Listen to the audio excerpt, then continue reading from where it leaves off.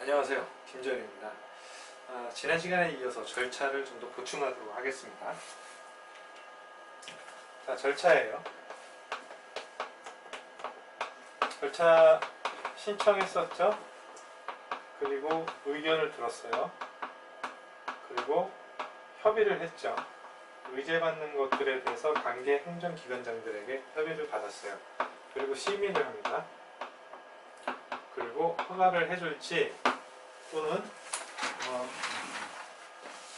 불허가를 할지 결정을 하죠. 자, 심의 문제예요. 심의.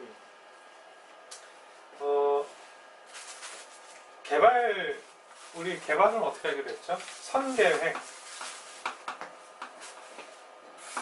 그 다음에 후이용. 선계획, 후이용하기로 했어요. 계획이 있으면 허가를 내주겠지만 계획이 없으면 허가를 안 내주는 게 원칙입니다. 근데 주거지역, 상업지역, 공업지역은 계획이 있죠. 개발하기로 되어 있는 곳이에요. 주택을 짓기로 했고요, 상가를 짓기로 했고, 공장을 짓기로 한 지역이에요. 계획이 있어요. 근데 녹간농장은 어떻습니까? 녹지지역과 관리지역, 농림지역, 자연환경 보전지역은 여기는 개발하기로 된 땅이 아니잖아요. 그냥 보전적 성격이 있는 땅이에요. 그래서 허가를 안 내줍니다. 자, 어떤 사람이 자기 토지에 그런 조그만 주택 한 5채를 지어서 뭘 하려고 하냐면 펜션을 하려고 해요. 펜션 사업. 펜션 사업을 하러 허가를 받으러 갔더니 그 토지는 녹간 농자에 있게요. 녹간 농자에 있어서 개발 계획이 없기 때문에 허가를 내줄 수 없다고 합니다.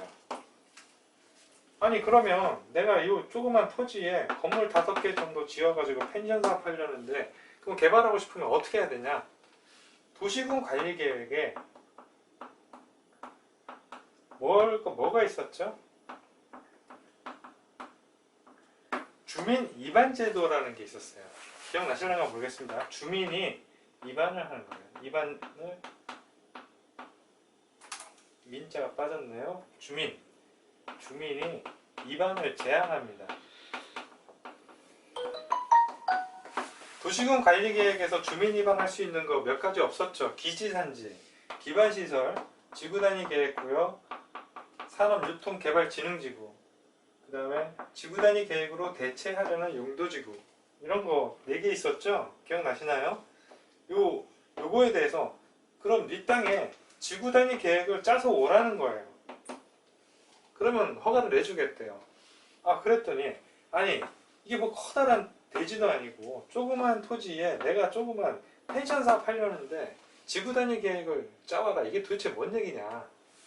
이거 너무 불합리하다. 이거는 행정청의 횡포다. 이렇게 얘기할 수 있겠죠? 얘기를 들어보니까 그 얘기가 맞아요. 그러면 자, 허가 소규모 개발이면 심의를 봐서 허가를 내주자, 이렇게 된 겁니다. 그럼 뭐가 소규모냐?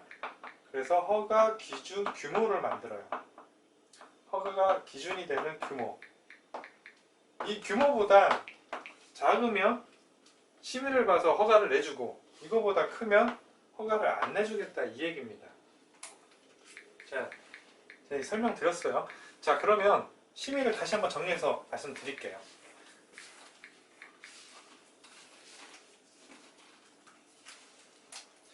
자, 주거, 상업, 공업지역이 있고, 녹간농자, 녹지지역과 관리지역, 농림지역, 그 다음에 자연환경 보전지역이 있어요. 이 지역은 허가기준 면적보다 미만이면 심의를 봐서 허가를 내주겠대요. 그런데 이거보다 크면 어떻게 되냐? 그건 허가 못 내주겠다, 이 얘기입니다. 주상공은 계획이 있잖아요. 그죠? 그래서 허가기준 면적 이하면 허가 내줘요. 근데 그 규모가 커. 허가 기준 규모보다 커요. 그럼 대규모 개발이잖아요. 그러니까 이 경우에는 심의를 통해서 허가를 내주겠다. 이 얘기입니다. 약간 반대 느낌이죠? 그렇죠? 이렇게 이해하시면 돼요. 자, 그러면 이 심의는 아까 전에 뭐만 심의한다 그랬어요? 분할과 적치는 심의를 안 받죠. 그리고 건축하고 공작물을 설치하는 거, 이건 어떻게 하죠? 건축법에 허가를 받는다 그랬었죠. 그러면 결국 여기서 심의 받는다는 얘기는 이거밖에 없어요. 형질 변경. 건축하기 위한 형질 변경에 대한 얘기예요. 그렇죠? 그러면 채취는, 토석의 채취는 심의를 어떻게 받아요? 허가 기준 규모와 상관없이 3만 이상이면, 3만 세제곱미터 이상이면 심의를 받는다. 그런 얘기입니다. 지금 이해가 되셨나요? 얘기가 좀 복잡하죠? 조금 어려운 얘기였어요. 그러면 심의를 안 받는 경우, 허가, 불허가. 자, 심의를 안 받는 경우는 뭐가 있을까요? 심의를 안 받는 경우. 자, 이것도 외우는 건 아니에요. 제가 뭐 줄줄 쓰겠지만 이거 뭐 외울 필요가 전혀 없는 거예요. 자, 탑법에서 이미 심의를 받았대요. 중복해서 받을 필요 없겠죠. 그 다음 지구단위 계획, 그 다음에 성장관리 방안이라는 계획이 있는 곳이면, 성장관리 방안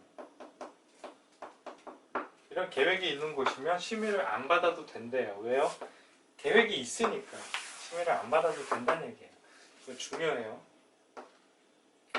그 다음 교통영향평가 대상인 거.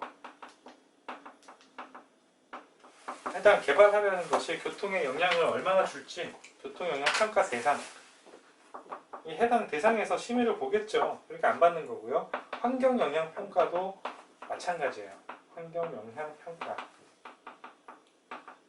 환경영향평가 대상도 마찬가지로 심의를 받으니까 여기서 개발행위 허가 심의 받을 필요 없다는 얘기예요. 그 다음 농어촌 정비사업.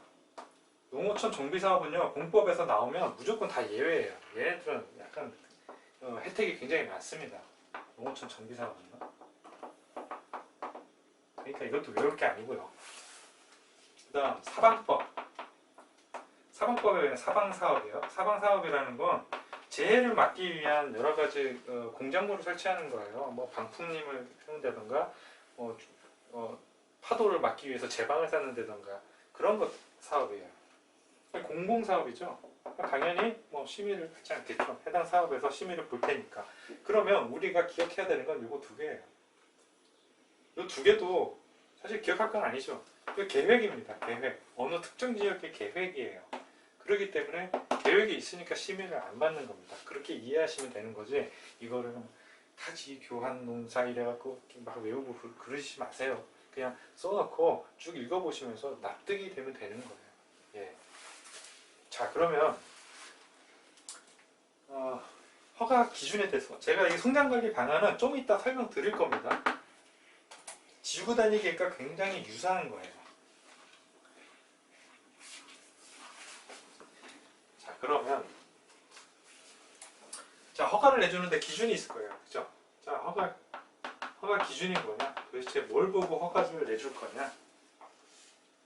자, 경관을 봅니다. 주변 경관을 보고 주변 경관과 어울리지 않는 개발 행위를 한다면 허가를 내줄지 말지를 고민하겠죠. 그 다음에 기반시설. 기반시설, 도로가 부족하고 공공이용시설이 부족해요. 그러면 자, 성장관리 방안까지 끝냈고요.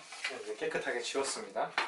자, 개발행위 절차에서 허가 기준이라는 얘기를 계속 언급했죠. 허가 기준 규모. 이 허가 기준보다 크면 녹간 농자에서는 허가를 내주지 않는다 그랬어요. 그럼 도대체 이 허가 기준이 얼만큼 되느냐, 그거 얘기입니다. 결론적으로 얘기하면요, 주거지역, 상업지역, 그 다음 생산녹지, 그 다음 자연녹지, 주상생자, 얘네는 1만이에요. 1만. 그 다음에 공업지역, 관리지역, 농림지역. 농림지역은 3만. 그 다음 이거 외에는 5천이에요. 주상생자 1만, 공간농상만, 그 외에는 5천 이렇게 외우면은 잘 안 외워집니다. 잘 안 외워지기 때문에, 자, 뭐 쓰셨나요? 안 외워지기 때문에 그림을 생각하세요. 그림. 주거지역 있고 상업, 공업지역 있으면 그 다음에 뭐가 있죠? 녹지지역 있죠? 녹지지역은 보전녹지, 생산녹지, 자연녹지 있어요. 이렇게. 그리고 관리지역과 농림지역, 그리고 자연환경 보전지역이 있죠. 앞글자만 썼지만 지금쯤이면 다 아실 거라고 생각해요. 주상생자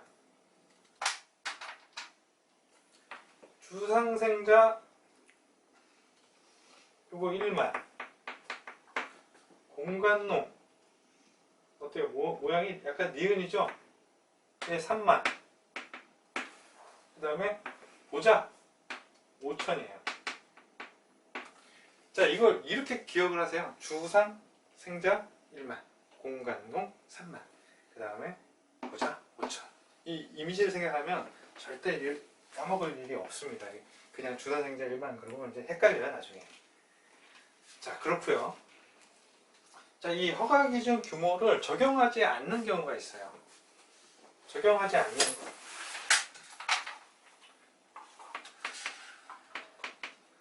허가기준 규모가 넘더라도 무조건 불허가 하지 않고 허가를 내줄 수 있는 경우입니다.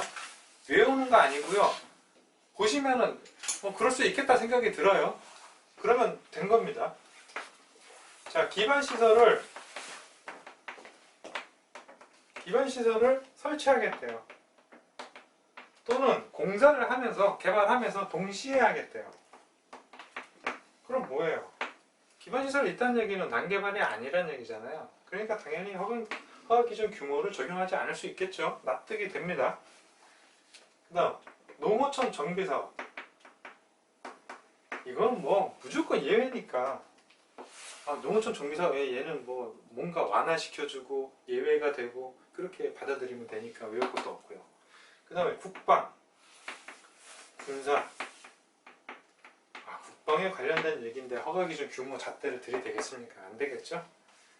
그 다음에 이게 하나의 필지에 건축을 하거나 공작물을 설치하겠대요.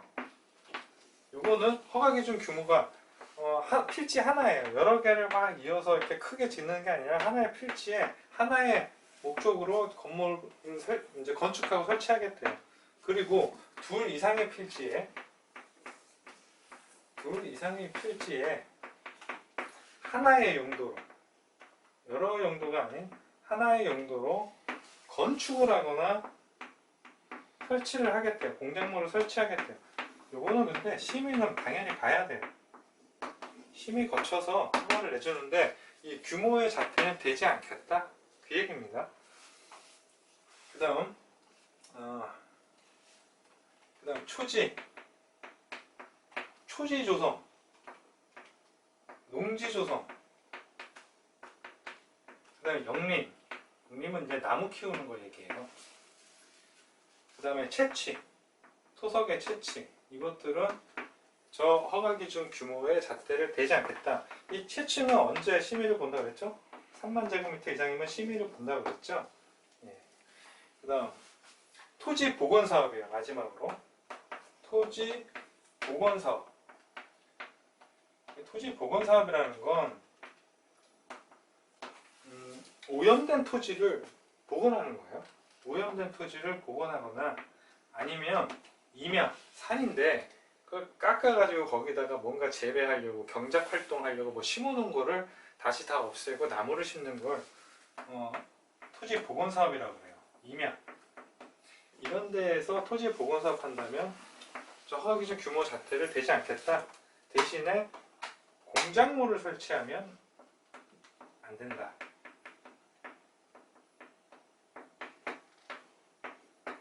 자,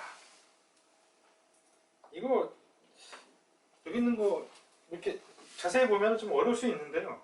외울 건 아닙니다.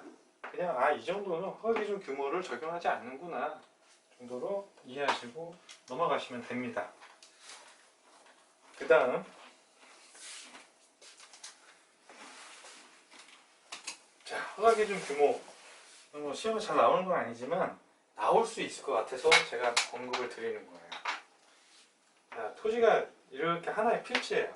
있는데 여기는 자연 녹지예요. 자연 녹지. 여기는 관리지역.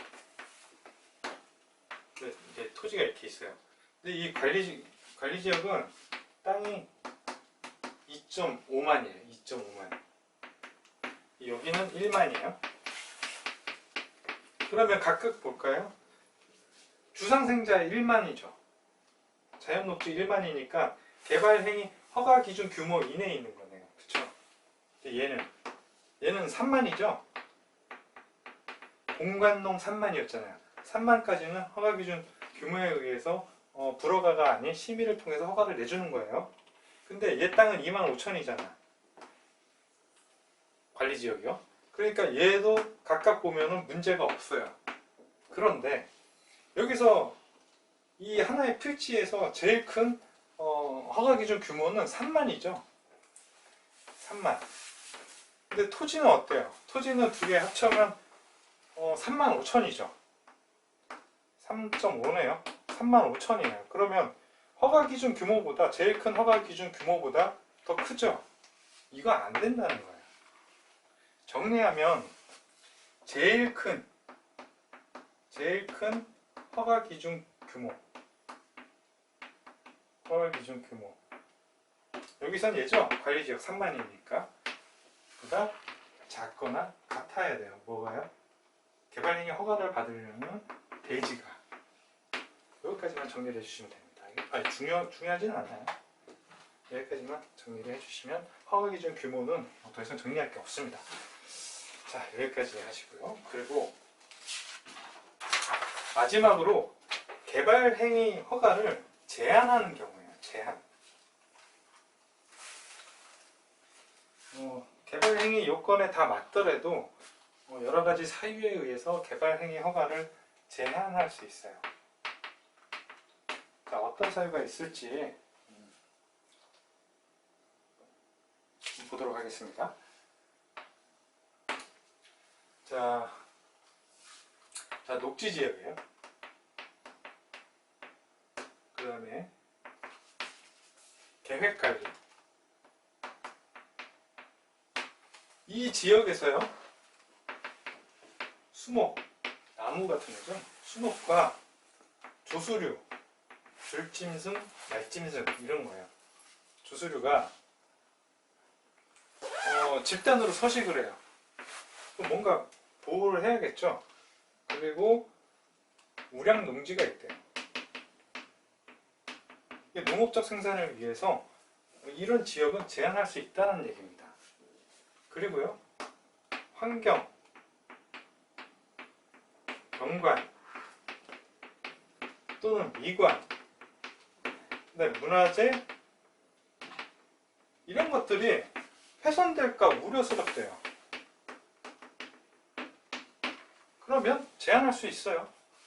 그리고 도시의 기본계획, 우리가 그렇게 공부했던 도시 기본계획, 그 다음에 줄여서 쓸게요. 도시군 관리계획 있죠? 관리계획을 만들고 있대요. 수립 중이래요. 수립 중이래요. 그러니까 계획 짜고 있는데 뭔가 개발해버리면 다시 계획을 짜야 되잖아요. 그러니까 이걸 제한할 수 있다는 얘기고요. 그 다음에 지구단위 계획구역, 그 다음에 기반시설 부담구역,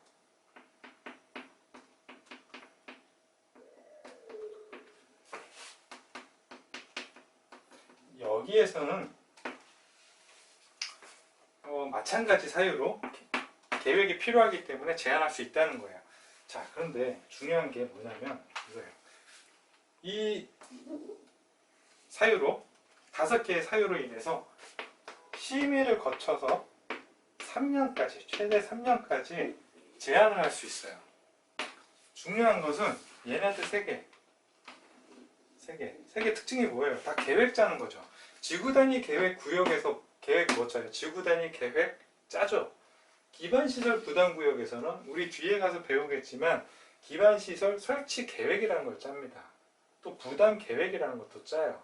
그래서 얘네는 계획이 필요하기 때문에 심의 없이 2년을 추가할 수 있다.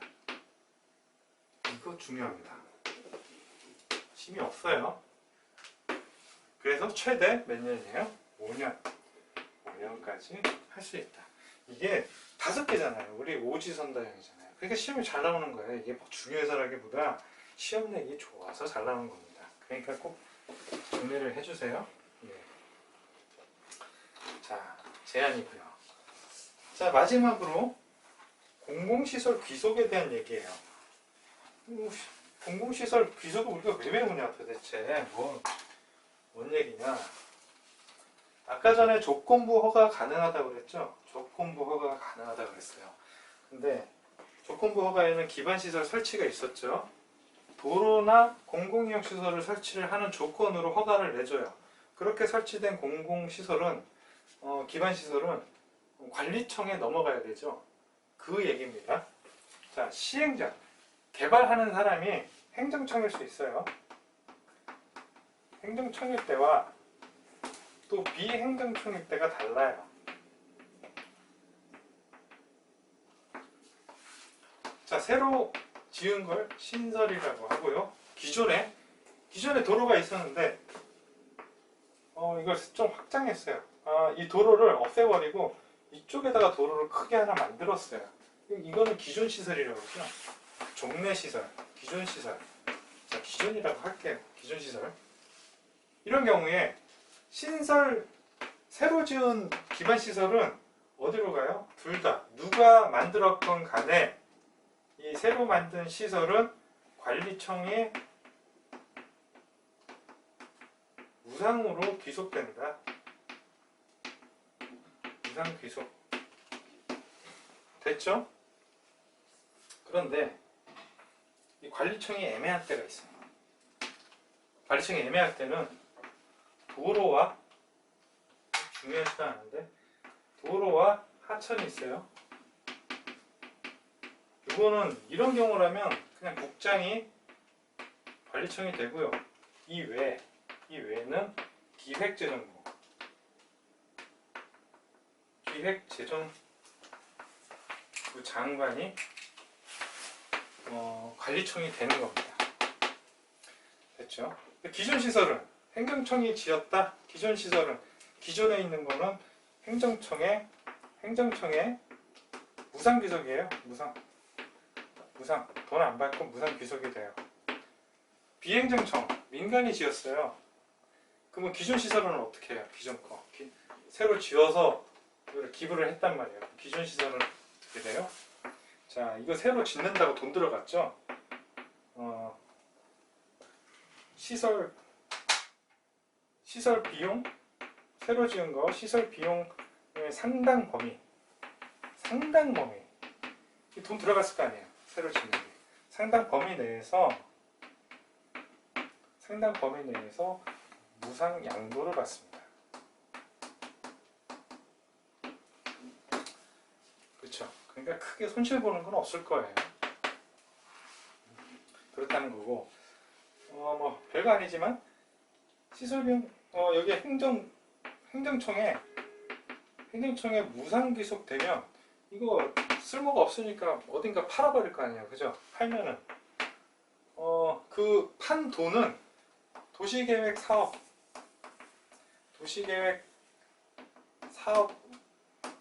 외 목적으로는 사용할 수 없어요. 사용 용도에 한계를 걸어놓은 거죠. 자, 그리고 마지막으로 자, 이렇게 지어진 기반 시설은 귀속 시기가 언제냐? 언제 소유권이 넘어가냐? 그 얘기입니다. 귀속 시기. 자, 행정청이 지었다면요. 다 짓고 나서 시설의 종류, 이게 어떤 시설이고 스펙이 어떻게 된다, 이런 시설의 종류와 그 토지의 세목, 세부 목록이죠. 토지 세목을 통지를 합니다. 이 통지를 한 때 비로소 관리청에 귀속이 되는 거예요. 그리고 행정청에 무상 귀속이 되는 거고. 그러면 비행정청일 때는 어떻게 돼요? 마찬가지로 시설 종류와 토지 세목을 통지를 합니다. 통지하고 나서 얘네는 민간이기 때문에 준공검사를 받아요. 그러면 준공검사 받은 때 넘어간다, 귀속이 된다, 그렇게 보시면 돼요. 자, 이게 뭐라고, 이게 잘 나와요. 이게 다 무상귀속한다, 무상귀속한다 그러니까 얘도 무상귀속한다, 이렇게 잘못된 지문이 나오는 게 여기에서 나오는 문제의 일반적인 유형이에요. 네. 그렇게 이해하시면 됩니다. 자,